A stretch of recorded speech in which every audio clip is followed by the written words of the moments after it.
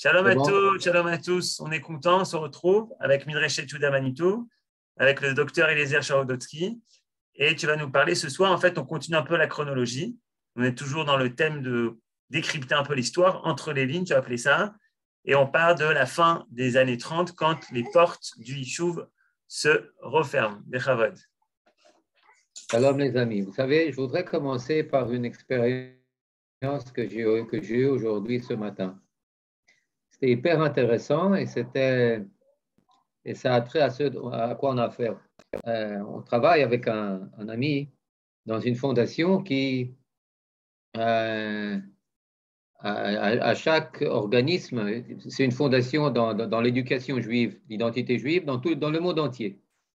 C'est-à-dire, elle aide des écoles, des centres de jeunesse, de tout ce que vous voulez, de la Russie jusqu'en Amérique du Sud, en passant beaucoup par la France. Et là, on a un projet avec une école juive à Marseille et un projet de leadership, de renforcement de l'identité juive dans les classes deuxième, première, troisième. Et aujourd'hui, on a parlé de la Révolution française et de la grande armée napoléonienne. Vous vous rappelez, c'est un cours qu'on avait fait il y a une année et demie environ. Puis bon, j'ai posé la question aux adolescents. Ils sont très sympas, très gentils comme ça. Ils aiment beaucoup tout ce qui se passe là. Est-ce que vous avez bien appris tout ce qui a trait à la Révolution française? Oui! Est-ce que vous connaissez la grande armée napoléonienne? Oui! Est-ce que vous connaissez quand vous avez appris la campagne de Russie? Oui! 1812. Est-ce que vous connaissez l'expression c'est la Bérésina? Oui! Yofi. Prochaine question. Dites-moi, est-ce que vous avez appris l'aspect juif de la Révolution française? Non! Est-ce que vous avez entendu parler de la phrase du comte Clermont-Tonnerre? Tout accordé aux Juifs en tant qu'individu, rien en tant que nation. Non! Est-ce que vous savez par où passait Napoléon pour attaquer la Russie?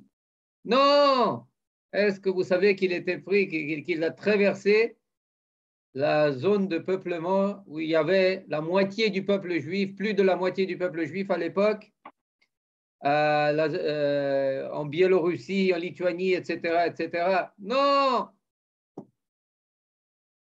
C'est-à-dire des gens dans une école hyper performante, très juive, ne savent rien de l'aspect juif de leur histoire, de l'histoire qu'ils préparent maintenant pour le bac. Ils doivent tous faire le bac avec mention, etc. Et ensuite, on a eu un autre cours, rencontre avec une autre organisation qui travaille avec 92% des écoles juives en France. Et on leur a parlé de cette expérience de ce matin. Et ils disent oui, c'est la situation. Et qu'est-ce que ça veut dire une école juive où les enfants et les élèves ne connaissent strictement rien de leur histoire juive, qui a une incidence directe sur leur identité. On leur a montré la monnaie qui a été faite par Napoléon après le Grand Sanhédrin, où vous voyez d'un côté l'effigie de Napoléon et empereur et roi, et de l'autre côté l'effigie d'un juif agenouillé, tendant ses mains au ciel, qui représente Moïse, et un autre personnage qui tient entre ses mains les tables de la loi. Et ces tables de la loi, eh bien, elles sont tenues par Napoléon, qui les donne à Moïse. C'est le Nouveau Testament de la Révolution. On a vu tout ça. Les enfants ont très vite compris de quoi il s'agit. Mais il se prend pour Dieu, le mec. Bah oui, il se prend pour Dieu.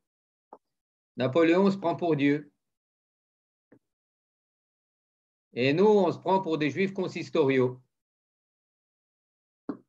Et puis, bon, naturellement, quand à 15-16 ans, c'est la première fois que tu entends ça, après avoir ressassé ça des années durant dans des cours d'histoire et de géographie et de tout ce que tu veux, eh bien, il faut laisser poser, réfléchir.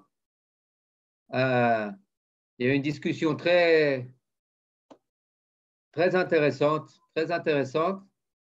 mais cela dit, il y a très souvent une faculté à apprendre l'histoire sans apprendre l'histoire. Il y a des gens qui apprennent l'histoire pour oublier. Il y a des musées qui sont là pour qu'on oublie. Yad Vashem, par exemple. On va en parler. Il y a des musées qui sont là et des mémoriaux qui sont là pour qu'on se rappelle que des choses qui sont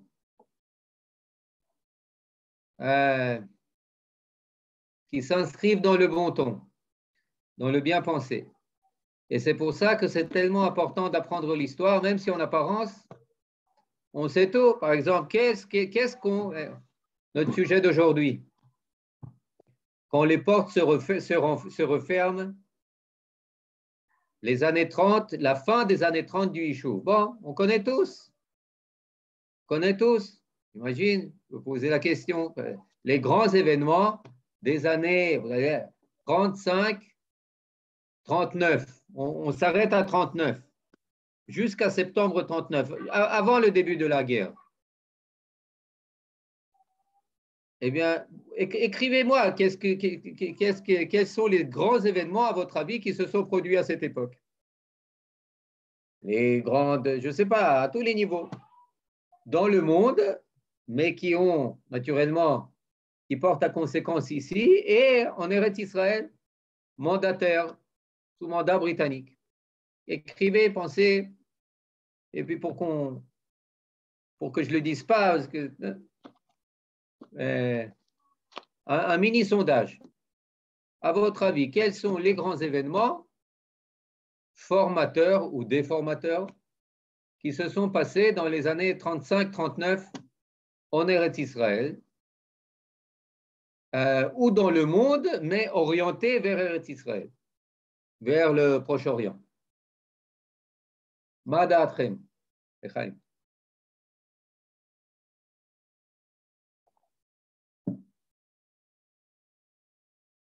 Annie, vous reconnaissez, honnêtement, 2 points d'interrogation. OK. Bien reçu. Quelques idées?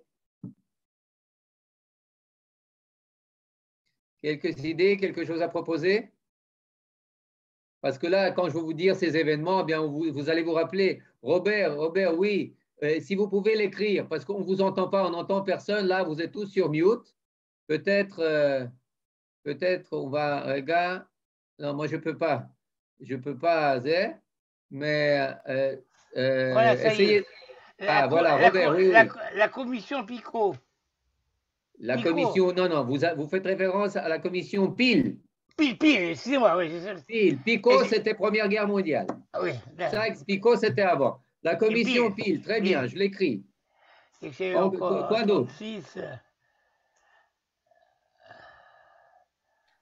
Oui, mis sur pied en commission Peel. Lord Peel, voilà, ok.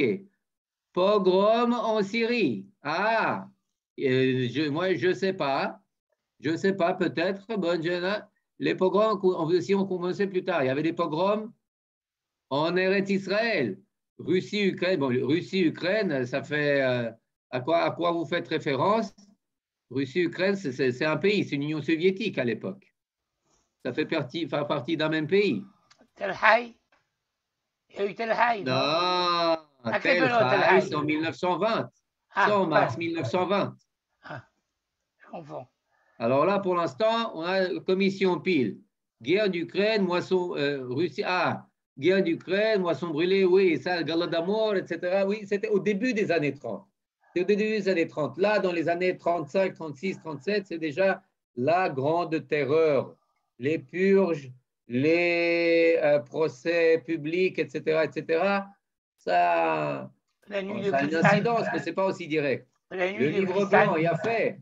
Le livre blanc de mai 1939, MacDonald, du nom du ministre aux colonies. Très bien, très bien. Maintenant, si je vous rappelle, si j'ajoute à cela aussi, je ne sais pas, Roma ou Migdal, j'imagine que la tour et la palissade, j'imagine que ça vous dit quelque chose.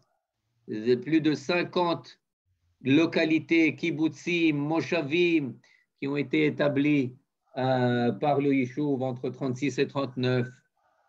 Si je vous parle de la révolte arabe ou des pogroms arabes qui ont commencé en 36, ont repris en 37, qui ont fait des milliers de morts, tant arabes que britanniques que juifs, naturellement. Si je vous parle de la conférence d'Évian, juillet 38,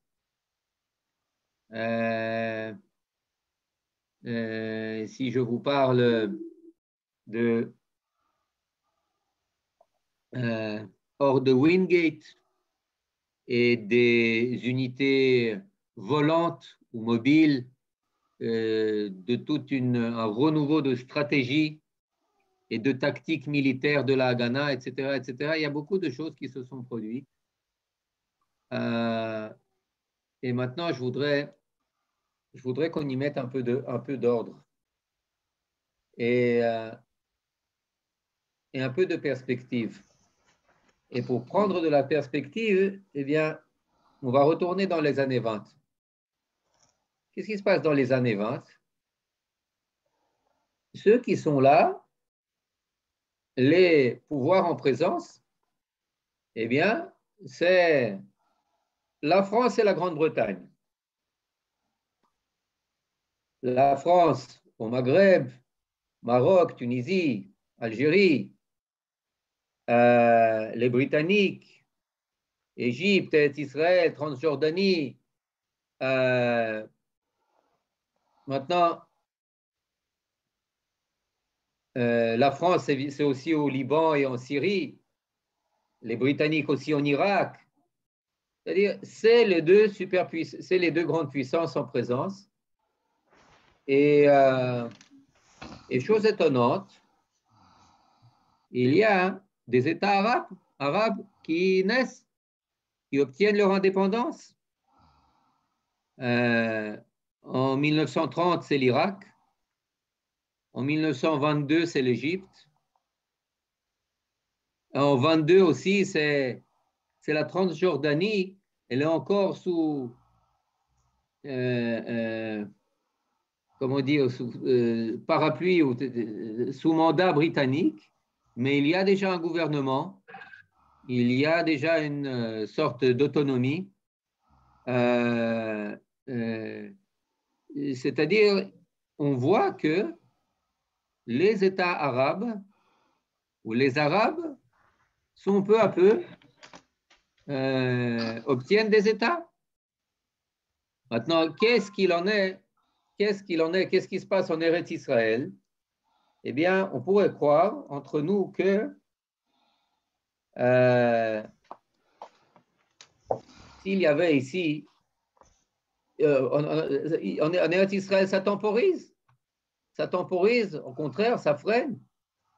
Mais pourquoi est-ce qu'ici, on n'obtient pas le mandat alors que partout autour, pardon, on n'obtient pas l'indépendance alors que partout autour, les mandats se terminent et naissent des États arabes indépendants? Pourquoi ça ne marche pas ici? Eh bien, une première raison, la plus simple dont on a parlé, c'est qu'ici, on est à peine 30% de juifs. On est à peine 30% de juifs. Si on veut une indépendance juive sur une majorité ou tout le territoire d'Israël, eh bien, il faudrait être un peu plus nombreux. Un peu plus nombreux. Donc, ça, c'est une première remarque. Une première remarque qui donne la perspective. C'est-à-dire, on était ici, je ne parle pas maintenant de l'Algérie, du Maroc, de la Tunisie, oui. Là-bas, c'est une autre histoire. Mais au niveau des Britanniques, on était les derniers à approcher, pas seulement à obtenir, mais même approcher de l'indépendance. Pourquoi est-ce que c'est ainsi? C'est une bonne question, mais à laquelle on se doit de donner une réponse. Ce n'est pas une évidence. Ce n'est pas une gzera min hashamayim, un décret divin qu'on devait attendre à être les derniers en liste. Donc, en attendant, qu'est-ce qui se passe? En Italie, c'est le régime fasciste. En Allemagne, 30 janvier 1933, c'est le régime nazi. Les deux, avec l'Espagne aussi un peu, mais principalement les deux, commencent, se portent, deviennent les grands, comment dire, les shoshvinim, les parrains et les sources d'inspiration pour le nationalisme arabe qui est déjà plus que naissant. Il y a une radio qui est basée au sud de l'Italie, à Bari, dans la ville de Bari, qui commence à émettre sur tout le Proche et Moyen-Orient. Une même station commence à émettre d'Allemagne. Une troisième station émet de Séville. Toutes ces stations radio qui émettent en ondes courtes dans le monde arabe à l'inciter à faire quoi? À se révolter, à prendre les armes contre les Britanniques, contre les Juifs. Et puis, ça inspire. Ça inspire. Pour donner juste un exemple, quand les lois de Nuremberg passent en 1935, eh bien, c'est un tollé, une ovation qui accueille ces lois dans tout le monde arabe. Des lettres et des télégrammes de soutien arrivent du monde arabe entier à Berlin. En Eretz Israël, un quotidien arabe écrit « Adopte, épouse la formule nazie, un État, un peuple, un Führer ». Le monde arabe, les nationalistes arabes voient dans Mussolini et encore plus dans Hitler un exemple, un modèle à suivre. Ils visitent des ministres allemands nazis, visitent les États arabes, ils viennent en Irak, ils viennent en Égypte. Ils sont émulés, ils sont adulés partout où ils arrivent.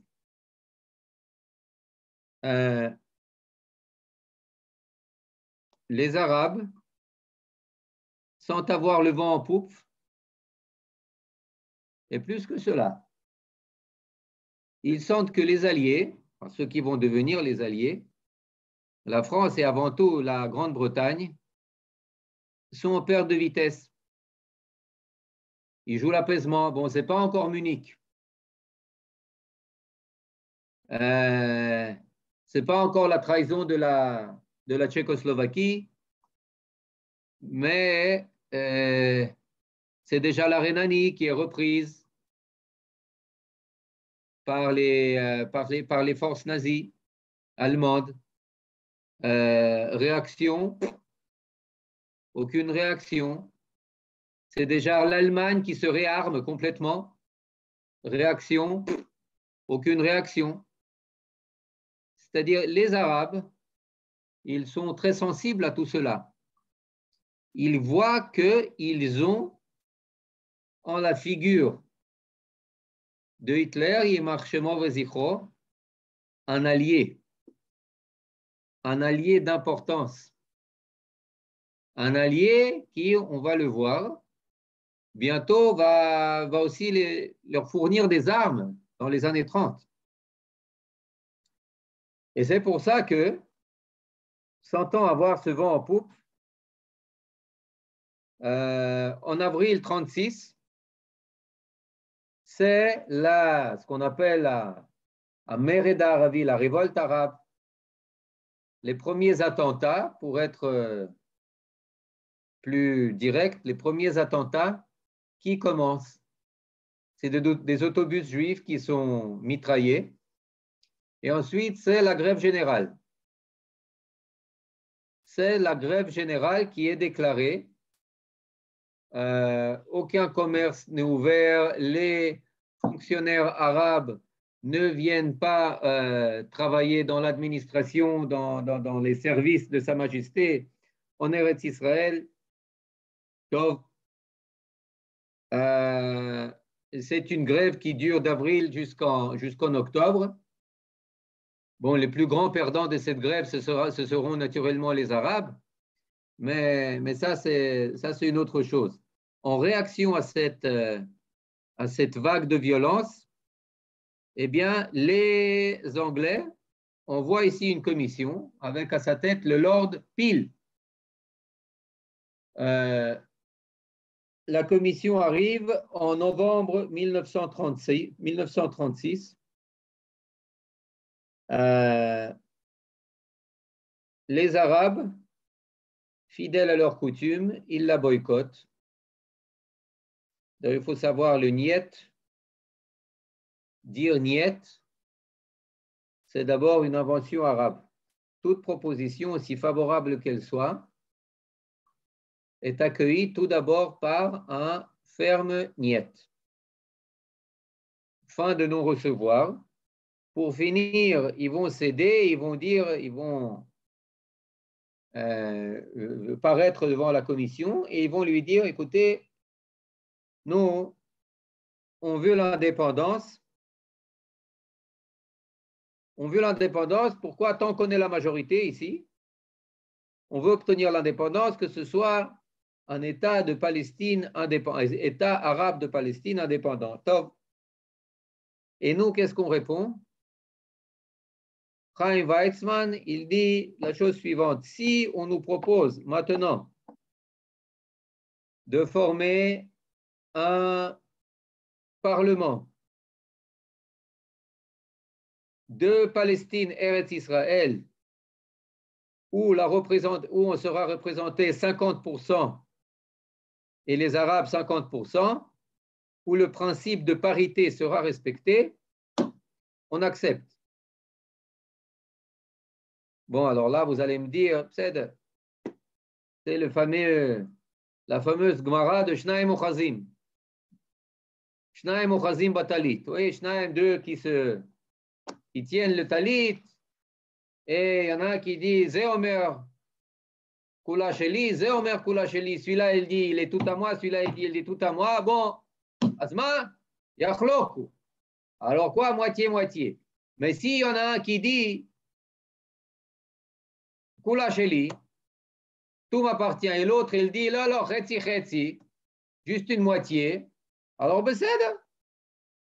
Alors, Envaya. Il y en a un qui va recevoir tout ce qu'il demande, c'est-à-dire sa moitié, plus la moitié à laquelle tu as refusé, c'est-à-dire 3/4. Yofi. Donc on peut dire, ah, quel neber, ce Chaim Weizmann, il n'a pas appris la Gemara. Il n'a pas étudié le Talmud. Non, mais je vais vous rassurer, je crois que cette Sugiya, elle la connaissait très bien. Et on peut naturellement l'accuser, il est traité de tous les mots, il a loupé le coche, il n'a rien compris, etc. Oui. Mais il faut savoir qu'il parlait aussi en tant que quelqu'un qui voyait qui voyaient l'état des choses. Ils voyaient qu'en Eretz Israël, on était à peine 30%. On était à peine 30%. Qu'est-ce qu'on peut demander alors qu'on n'est que 30%? Qu'est-ce qu'on peut demander alors que les Juifs allemands et autrichiens qui fuient en masse leurs États d'origine, 500 000 Juifs allemands, 200 000 Juifs autrichiens, un tiers ont été anéantis durant la Shoah, mais 2 tiers ont réussi à fuir. Où ça? États-Unis, Angleterre, tout ce que vous voulez. Seulement 10%, entre 50 et 60 000, sont venus en Eretz Israël. Alors qu'ils pouvaient venir hors norme. Il y avait l'accord de la Ha'avara, du transfert des fonds, qui était signé en 1933 par Arlosorow en Allemagne et qui leur permettait d'emporter, d'une manière complexe, mais finalement d'emporter pratiquement tous les fonds avec 1000 livres sterling en liquide. C'était la somme nécessaire pour venir en Eretz Israël hors quota, au-delà du quota. Vous imaginez, je donne ça uniquement pour exemple, on en a déjà parlé la dernière fois, mais je donne ça uniquement pour rappeler que finalement, ils auraient pu venir ici, pas 60 000, mais 300 000. 300 000, 400 000, est-ce que ça aurait changé la donne? Complètement.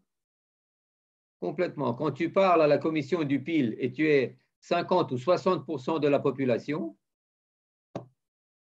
c'est une toute autre chose.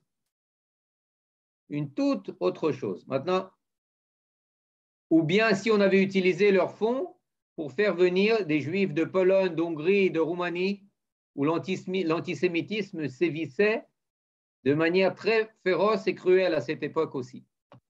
Enfin bon, on parle d'histoire, mais chaque fois avec des comment dire, des points d'arrêt pour essayer de comprendre, de se faire une opinion, pas seulement historique, mais éthique, historiosophique sur ce qui s'était passé. OK, bon. Alors, il y a la commission de PIL qui se rassemble. Elle fait plus de 50 comment dire, yeshivot, 50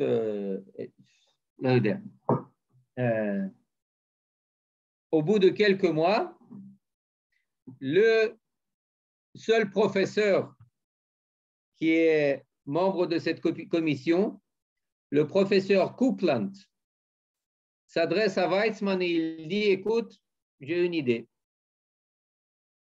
Vos positions, elles sont irréconciliables. Alors, qu'est-ce qu'on fait? On partage. Il y aura 2 États. Il parle encore au niveau de principe, il ne parle pas au niveau de où va passer exactement la frontière. Il dit, écoutez, vous allez avoir la bande côtière et la vallée d'Israël. C'est là où vous êtes le plus implanté.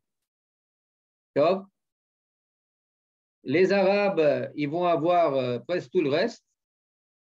Et puis les Britanniques, naturellement, ils vont sauvegarder leur intérêt. Ils vont garder Jaffa, ils vont garder Bethléem. Et puis, naturellement, ils vont garder Jérusalem. Avec un très long couloir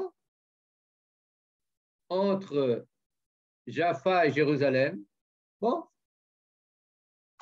Est-ce que vous acceptez? Alors, d'abord, Weizmann, il est un peu surpris parce que c'était la première fois que les Britanniques proposaient quelque chose comme ça. Il dit, mais attends, c'est comme couper le bébé en deux. il leur répond. Ensuite, il se reprend et puis il dit, écoutez, c'est notre chance. C'est notre chance. En hiver, en hiver 37, il va voir il rencontre le professeur Coupland à Nahalal, dans le Moshav de Nahalal, au nord d'Israël. Et puis après une rencontre qui dure toute la journée, il sort et il annonce au Moshav Nikim Chaverim, aujourd'hui nous avons posé les bases d'un État juif. Chaverim, aujourd'hui nous avons posé les bases d'un État juif. On est au début de 1939. Maintenant, vous pourrez dire, mais il est stupide, mais attends, mais c'est rien par rapport à ce qui nous a été promis, mais c'est intenable. Bon, mais il voit la situation, il voit la conjoncture, encore une fois, les nazis, les fascistes, le nationalisme arabe, les pogroms, la révolte arabe, les Britanniques qui sont en train de faire volte-face, et il dit c'est la dernière chance. C'est la dernière chance. Ben Gurion le soutient en disant le temps passant, on va faire venir ici des centaines de milliers de juifs, on va faire bouger les frontières. On va repousser les frontières, allez, on accepte. Naturellement, beaucoup refusent, Oussichkin refuse, Jabotinsky refuse. Mais Weizmann et Ben Gurion et d'autres du mouvement travailliste, ils voient une chance sans précédent. Le gouvernement britannique entérine immédiatement, sans poser de questions, les recommandations de la commission Peel. Tout a l'air d'être déjà ficelé, tout est bon. Bon. Et là, commencent à tomber les réactions. La réaction juive, on en a parlé, la réaction des Juifs. La réaction arabe, eh bien, c'est un refus total, même s'il y a des clans comme le clan Nashashibi, le clan rival du clan Husseini, le clan terroriste, qui se disent prêts à recevoir, mais le premier ministre de l'Irak indépendant dit, mais il faut savoir que celui, l'arabe, qui sera prêt à prendre la tête d'un tel État arabe, qui est né de la commission Peel, eh bien, il deviendra immédiatement le paria du monde arabe. En d'autres termes, il deviendra un traître et puis il sera assassiné. Une autre réaction intéressante, c'est la réaction de von Neurath, Ymar Shemo, le ministre des Affaires étrangères allemand, qui dit l'Allemagne s'oppose à un État juif car cet État deviendra un bastion, ne manquera pas de devenir un bastion du judaïsme mondial. Donc il s'oppose pour des raisons idéologiques et aussi naturellement pour des raisons pratiques, vu qu'il est l'inspirateur, le grand frère du nationalisme arabe. Et puis, après ce refus, eh bien, les Arabes, qu'est-ce qu'ils font? Eh bien, ils commencent à faire ce qu'ils savent le mieux faire. Ils reprennent la violence, les pogroms, fin 1937. C'est toute une c'est toute une armée arabe. Il y a plus de 16 000 Arabes armés, la plupart venus d'États étrangers, que ce soit la Syrie, l'Irak ou ailleurs, avec à commencer par le leader de cette armée, Fawzi El-Kaoukji, qui voit comme son modèle Hitler, naturellement, et qui mène une guerre terroriste contre les kibbutzim, les moshavim, les localités juives. Et puis, il coupe les routes. La route de Jérusalem est coupée pendant 3 mois, c'est-à-dire on ne parle pas des années 47, 48, oui, 46, 47, on parle des années 37, 38, 37, 38, 39, on parle de ces années-là. C'est-à-dire avant la guerre, etc., les Arabes prennent position de la vieille ville de Jérusalem. Ce sont les terroristes qui sont là-bas, qui tiennent la ville. Pas encore le quartier juif qui se rétrécit, mais c'est très, très, très, très difficile. Les Juifs ont été jetés complètement hors du quartier arabe, musulman et chrétien. Là où ils habitaient en masse, par exemple, Shar Shrem, il y avait Shar Aprachim, il y avait toujours des Juifs qui habitaient là-bas. Bon. Et puis, en septembre 37, c'est l'assassinat de Lewis Andrews, qui est le haut-commissaire de la Galilée, qui était un ami des Juifs. Un de notre ami, il est assassiné par les Arabes, et là, bon, les Anglais en ont marre. Ils amènent ici encore des milliers de soldats. Comme on les appelle, des kalaniotes. Kalaniote, c'est quoi? Comment on dit en français une kalanite? Cette fleur rouge, non? Les gars, oui, Mishpachat Nakash, écrivez-le, je ne vous entends pas.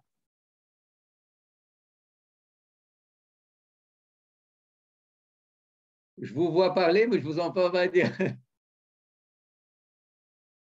Comment on appelle? Anémone, nachon. Les anémones.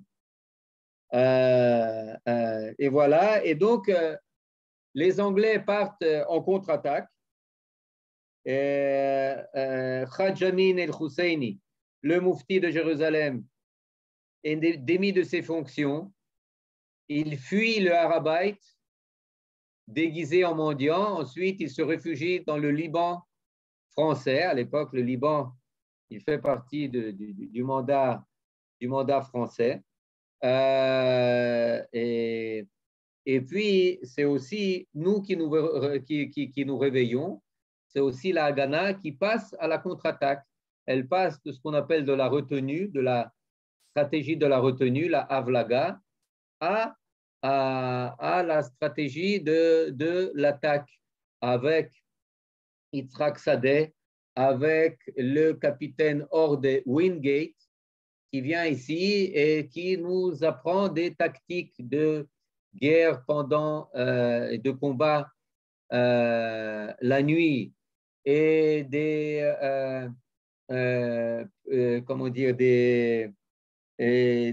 pelotons de nuit, des unités mobiles, etc., etc. Et ce qui fait reprendre la confiance à tout le Yishuv. Pourquoi? Parce qu'on comprend que même si les Arabes envoient ici par dizaines de milliers des terroristes tant de Eretz Israël que de Syrie, Liban et ailleurs, eh bien, on peut leur tenir tête et les vaincre. Et c'est en 1938, c'est une véritable guerre de reconquête de Eretz Israël par les Anglais et par les Juifs. Les Anglais nous donnent des armes, on devient des gaffirs, c'est-à-dire des gardiens avec des fusils, fusillés. Et puis, bien entendu, il y a aussi des armes qui sont illégales du point de vue britannique, etc. Mais on passe à la contre-attaque. La route de Bourma, c'est beaucoup plus tard. La route de Bourma, c'est 47. Là, on parle de 37, 38 et 39. Et c'est une opération de reconquête d'Eretz Israël et de la vieille ville de Jérusalem qui est menée à bien. Qui est menée à bien pour finir la révolte est matée. La révolte est matée et on pourrait dire, ben voilà, c'est QFD. On peut s'arrêter là et reprendre la politique mandataire normale avec les portes ouvertes, avec la Aliyah, avec, vu que en 1938, en juillet 1938, à la conférence d'Évian, eh bien, on a vu que personne n'était prêt à nous recevoir. Donc, le seul endroit qui est prêt à nous recevoir, c'est Eretz Israël. C'est Eretz Israël. Alors, laissez les portes ouvertes. Vous avez calmé les Arabes. Vous avez maté la révolte.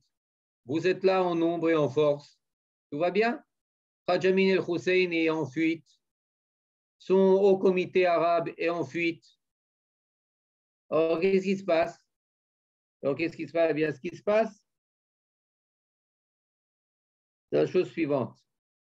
Bien que les Britanniques et les Juifs aient fait la preuve que le terrorisme peut être vaincu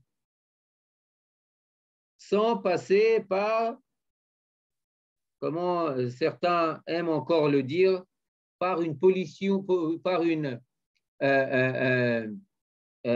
comment dire, solution politique, une solution négociée. Non, pas besoin de négocier. Bien que cette preuve ait été faite, et bien que le terrorisme ait été vaincu, une fois ce terrorisme vaincu, eh bien, quelle est la politique qui est menée par les Britanniques? La politique de l'apaisement des Arabes. Qu'est-ce que c'est la politique de l'apaisement des Arabes? Eh bien, tout d'abord, pour la préparer, on envoie une autre commission, la commission Woodhead. La commission Woodhead qui arrive ici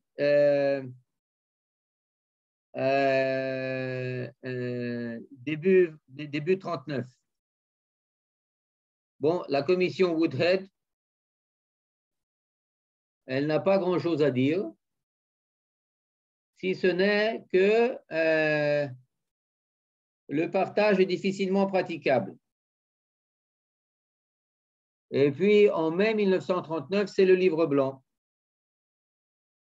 En mai 1939, c'est le livre blanc qui dit que les recommandations de Peel, elles sont impraticables et bon, il faut arrêter la Aliyah. Il faut la limiter à 10 000 par an dans les 5 années qui suivent, avec encore 25 000 juifs qu'on pourrait laisser entrer de manière optionnelle, avec interdiction d'achat de terre pour les juifs, par les juifs. Finita la commedia. Et puis, le gouvernement de Chamberlain, pour finir en 1939, la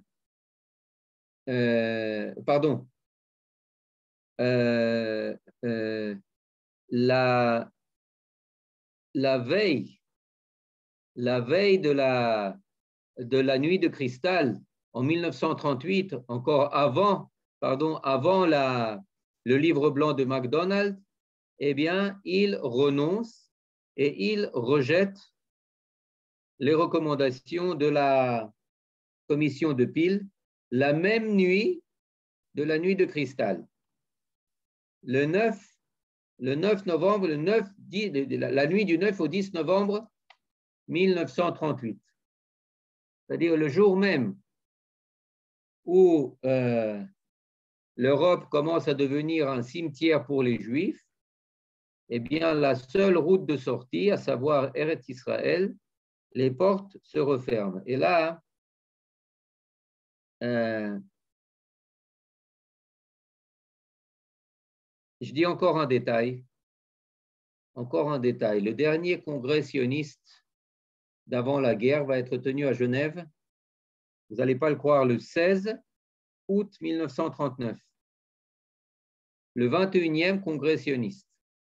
C'est-à-dire à moins de 2 semaines du début de la Seconde Guerre mondiale, de l'invasion de la Pologne par les nazis.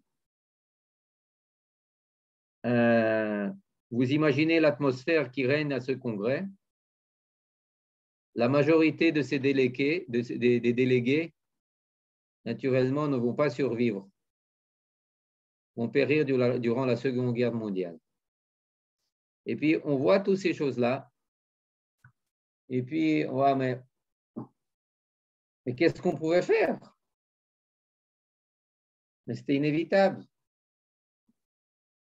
Mais on avait le monde entier contre nous. Les Arabes,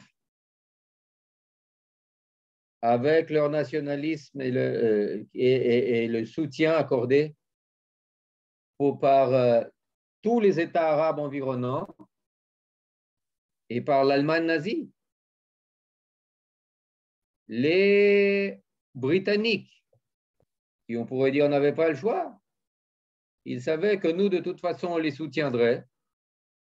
Mais les Arabes, auxquels les nazis faisaient la cour, eh bien, eux, ils avaient le choix. Les Britanniques, ils étaient, on pourrait dire, dépendants des Arabes pour le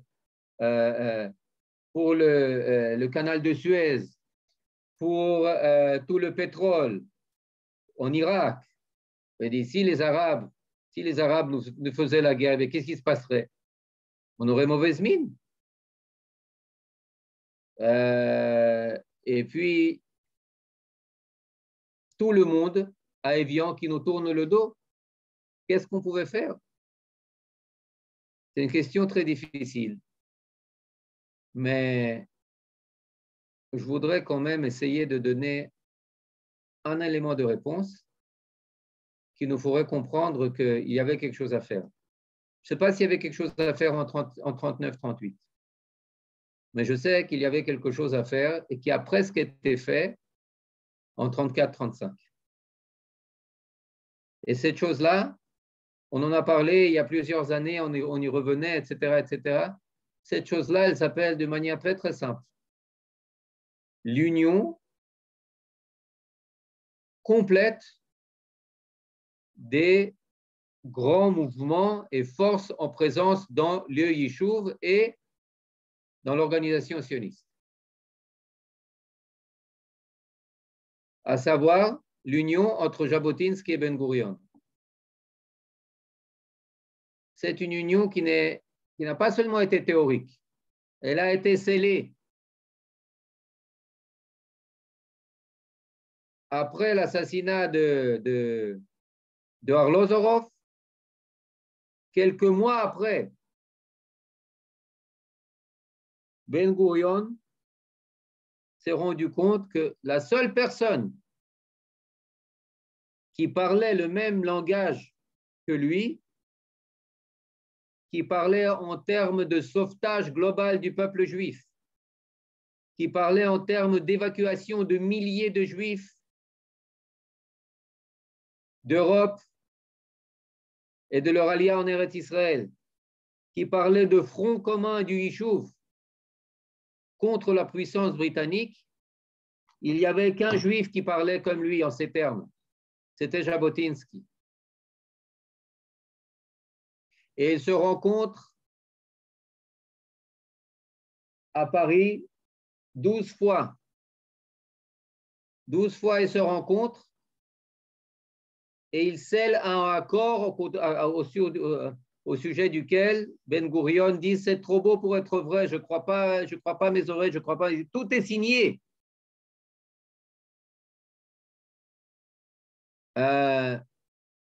Avec, pour base de cet accord, la compréhension que pour faire face à la puissance britannique, tout le Yishuv doit être uni. Tout le Yishuv doit être uni. Pour finir,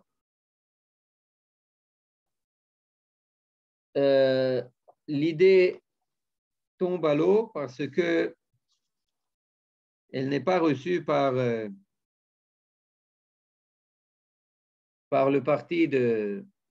parti marxiste qui faisait partie du Mapai de Ben Gurion, mais bien que Golda Meir, Katzenelson, etc., aient soutenu le projet et que ça a été voté au comité central du Mapai, Tabenkin menace de faire scission.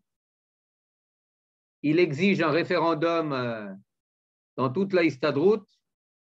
Ça ne passe pas. Et pourquoi je dis ça? Eh bien, parce qu'après, quand ça ne passe pas, eh bien, s'il n'y a pas union, alors il y a séparation. Jabotinsky quitte l'organisation sioniste, il fonde sa propre organisation sioniste. Les invectives et les guerres intestines entre le Mapai et les révisionnistes continuent de plus belle partout. Partout, en Eretz Israël, en Europe, dans les ghettos, durant la Shoah, même dans le ghetto de Varsovie, jusqu'à la fin de la révolte, ils ne se sont pas unis. Alors que le monde se mobilise contre nous,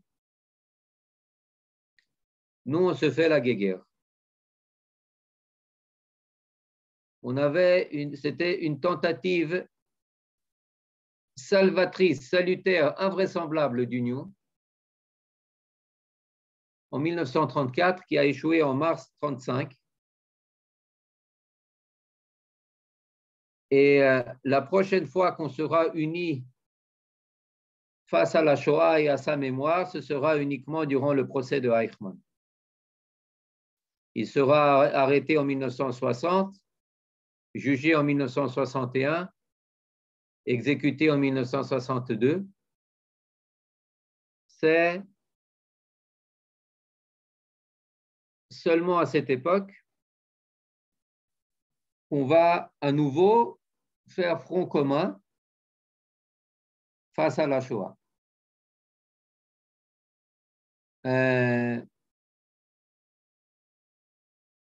Bon,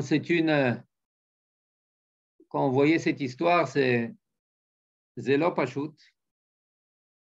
Zelo Pashut, mais bien qu'elle ait l'air d'être tragique, il faut toujours la voir dans un sens,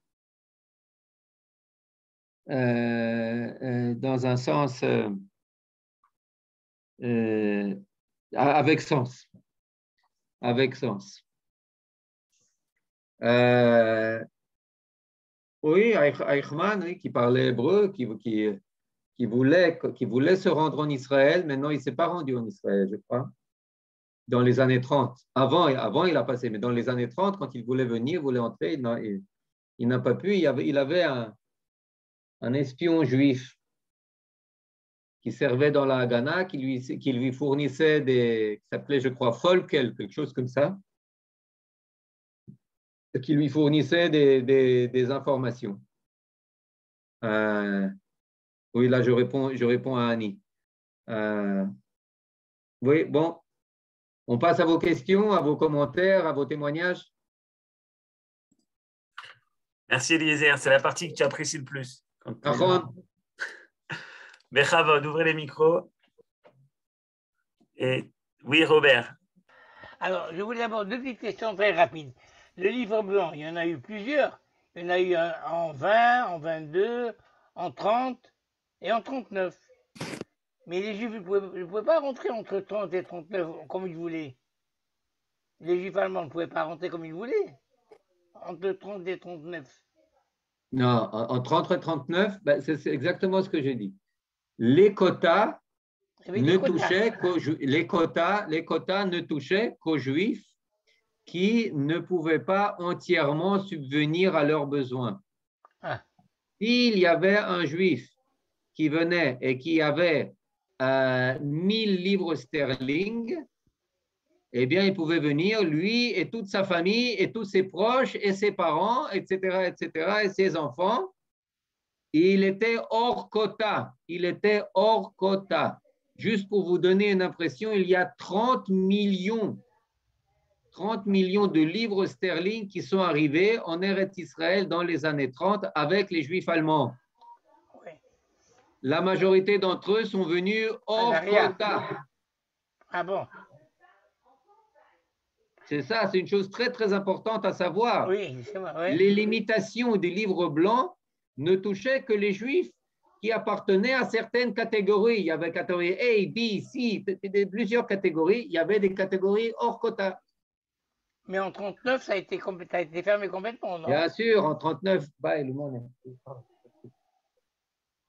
en 39, oui, ça c'était finita la comédie, d'autant plus que même les quotas qui ont été affectés ont été annulés. Pourquoi? Parce qu'on a commencé la alia illégale. Alors les Anglais ont dit, ah, si vous faites comme ça, eh bien nous, on vous annule même les certificats légaux. Et pour ce qui est de Jabotinsky, je ne savais pas qu'ils avaient fait une union entre Ben Gurion et Jabotinsky. Parce que Jabotinsky, Ben Gurion ne voulait même pas faire venir Jabotinsky en Israël. Même mort, il ne voulait pas le faire venir. Oui, mais c'était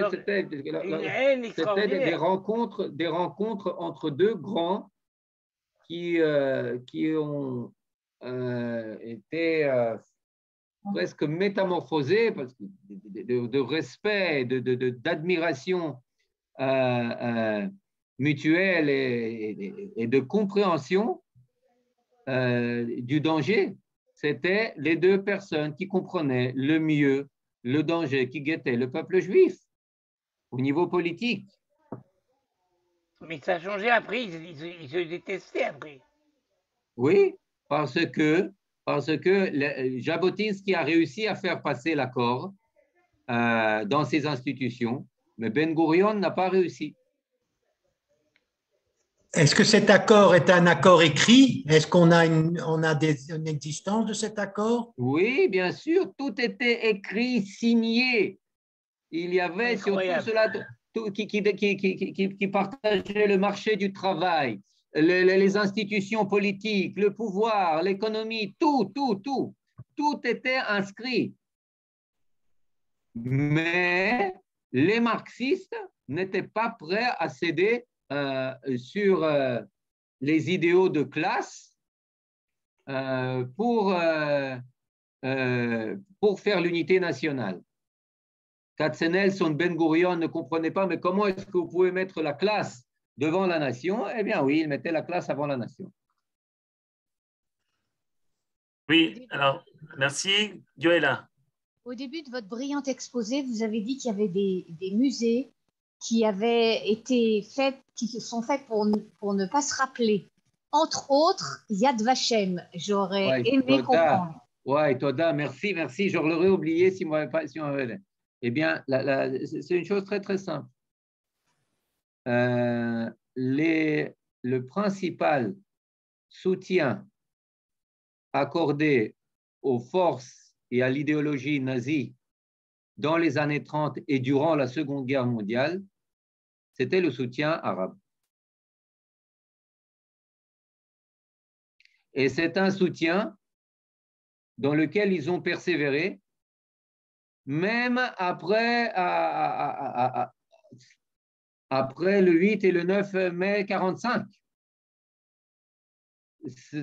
Juste pour donner un exemple, en 1900, au début des années 50, lorsque une histoire comme quoi Hitler était en train de se cacher quelque part en Amérique du Sud, eh bien, écoutez bien, tenez-vous bien assis.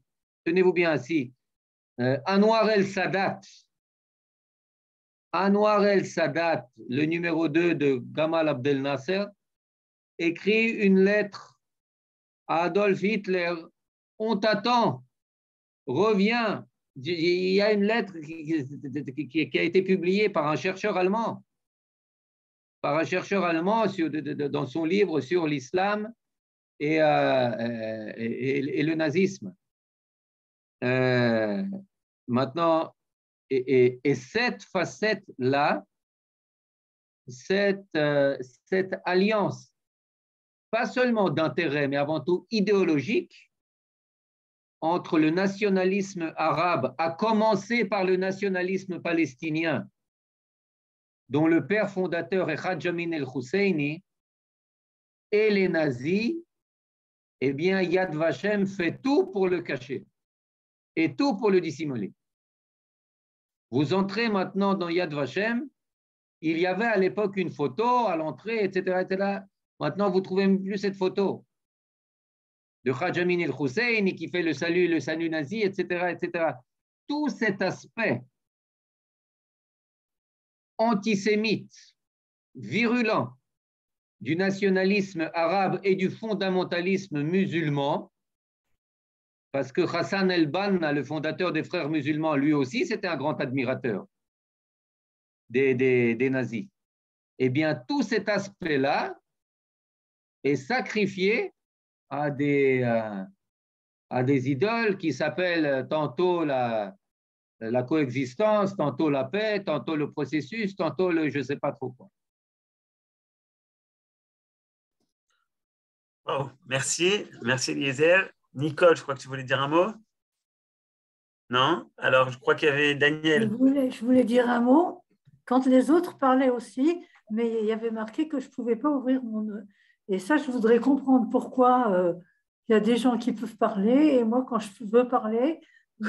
C'est à la fin que j'ouvre le micro, Nicole. Non, il y a quelqu'un d'autre parlait.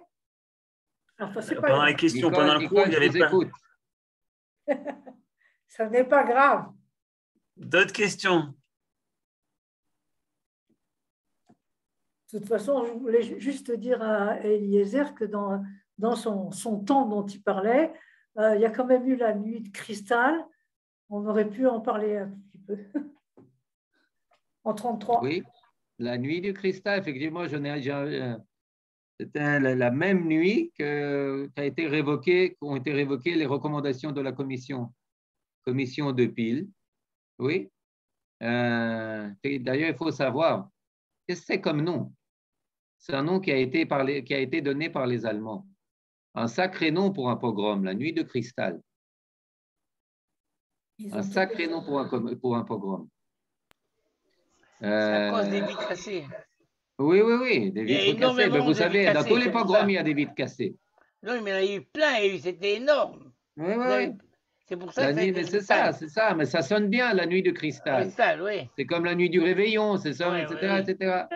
Et le cristal, c'était le verre pour eux. Oui, mais c'est la nuit du pogrom, c'est ça qu'il faut savoir, c'est la nuit du pogrom. Oui.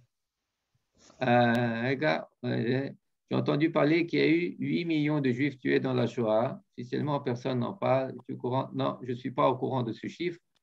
Non, je ne suis pas au courant. Pourrais-je vous demander quelle était cette conférence d'Évian dont vous avez parlé? Parce que finalement, vous n'avez pas dit grand-chose là-dessus. Ah, bon, c'est connu. C'est la conférence sur les réfugiés tenue à Évian. Ah, les réfugiés. Sur les réfugiés, dont le sujet essentiel, il y avait là-bas environ 31 nations qui étaient représentants de différents États qui étaient présents. Golda Meir était aussi là-bas, mais elle avait juste un statut d'observateur. Et puis, on parlait du problème des réfugiés, que les Allemands, à l'époque, leur politique, ce n'était pas les chambres à gaz.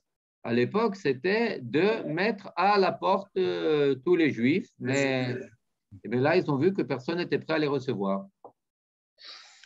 D'accord. Tout le monde était prêt à donner aux Juifs beaucoup de sympathie et de compassion, mais aucun visa. Ouais. C'est comme après la guerre, finalement, ils les ont laissés errer sur les mers, quoi. Oui. Nahon. Et le problème, c'est que les Britanniques, à cette époque, ils ont fermé les portes de Eretz Israël. Ça, c'est la chose. Oui, Daniel. Oui, je voulais dire, quelle était la position des dirigeants des communautés juives à cette époque-là? Est-ce qu'il y avait, on entendait leur position? Est-ce qu'ils ont... Je vais vous dire,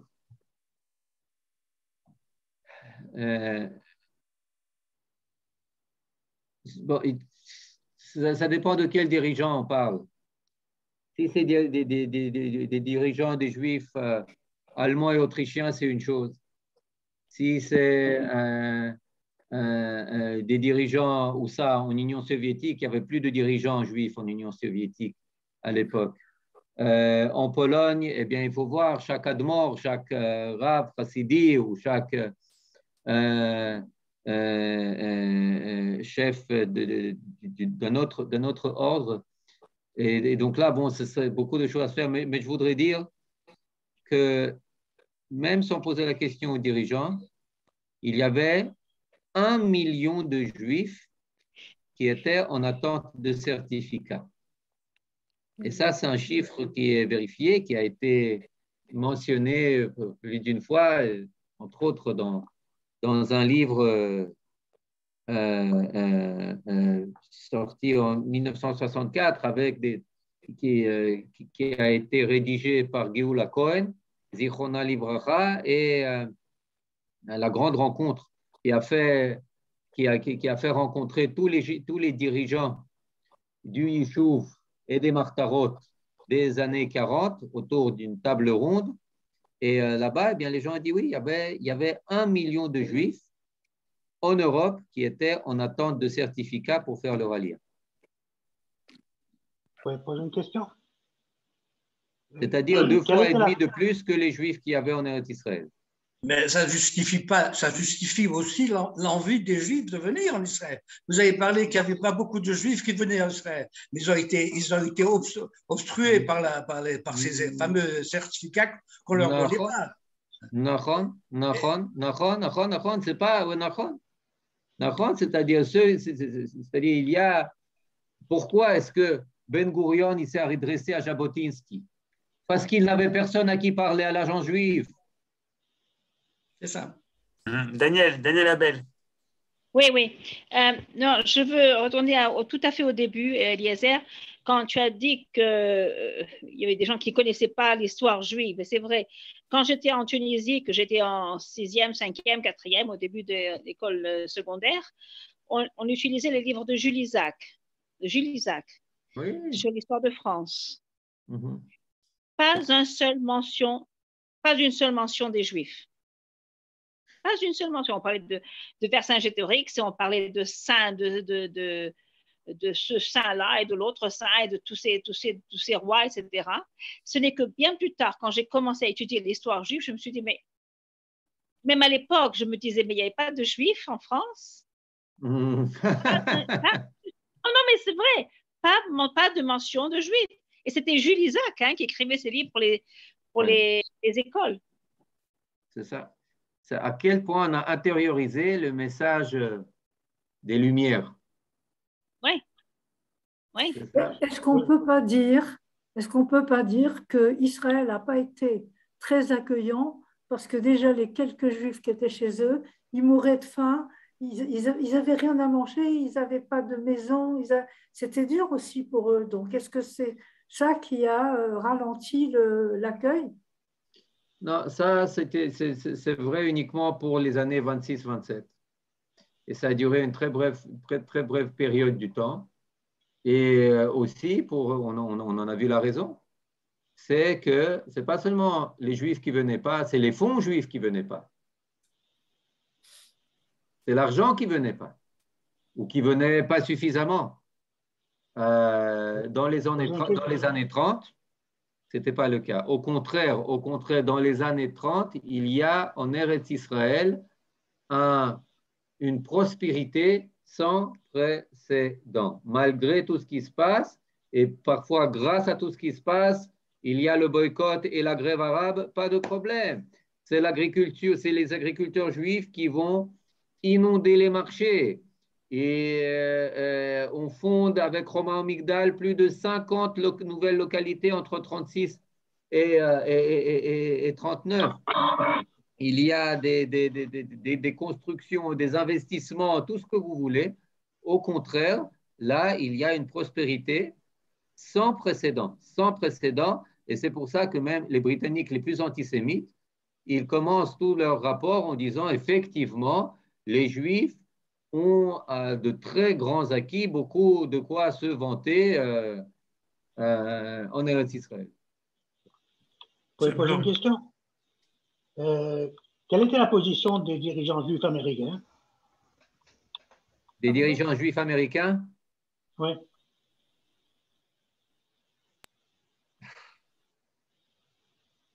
Une des clauses de l'accord entre Jabotinsky et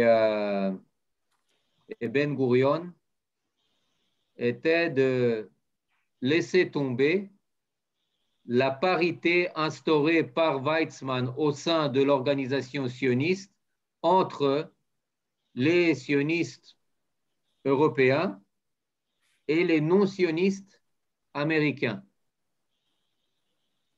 Parce que la condition des Américains ou d'une grande partie du leadership américain d'entrer à l'organisation sioniste, c'était à condition de rester non-sioniste. Et là, effectivement, c'était un judaïsme à l'époque qui, d'un côté, était la source essentielle de fonds et de finances, mais d'un autre côté, qui ne percevait pas le problème de sioniste comme véritablement le sien. Dans le meilleur des cas, c'était pour lui un problème d'ordre humanitaire. OK. Mais aux États-Unis, avant la guerre, il y avait un antisémitisme énorme. Ils n'étaient pas forts, les Américains. On ne peut pas comparer les Américains d'aujourd'hui avec ceux qui étaient avant-guerre. Avant-guerre, on ne louait pas aux Juifs. Avant-guerre, il y a des hôtels qui ne recevaient pas des Juifs. Et c'était officiel. Non-restriction des Juifs. Donc, on ne peut pas comparer. Ils étaient plus qu'antisémites. J'ai connu, il y a eu même des films qui nous montraient cette période où les gens ne pouvaient même pas aller dans un hôtel. Il y a des villes entières où ils ne pouvaient pas rentrer. Ça, on ne le sait pas. Mais pourtant, avec ça les Noirs.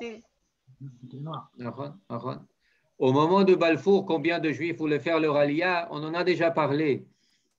Vous vous rappelez, il y avait des pogroms monstres en Ukraine, dans la zone de peuplement, Ukraine, Russie, etc. Combien chiffrer cela, je peux pas vous le dire. Il y avait des dizaines de milliers de Juifs qui faisaient partie du mouvement du Chaloutz. Les chiffres exacts, je ne peux pas vous donner maintenant. Mais encore une fois, on avait beaucoup de dirigeants juifs avaient peur de l'altitude. On en a parlé, ils ont demandé aux autorités britanniques de limiter la aliyah pour ne pas le faire eux-mêmes parce qu'ils croyaient on n'a pas les fonds, on n'a pas les moyens, on n'a pas les bouts de boulot à leur offrir, alors qu'ils ne viennent pas. Les Juifs étaient prêts. Les Juifs étaient prêts. Bien plus grand nombre que ceux qui sont venus. Bien plus grand nombre. Je réponds là à la question d'Annie. Merci beaucoup. Toda Rabba Eliezer. Voilà.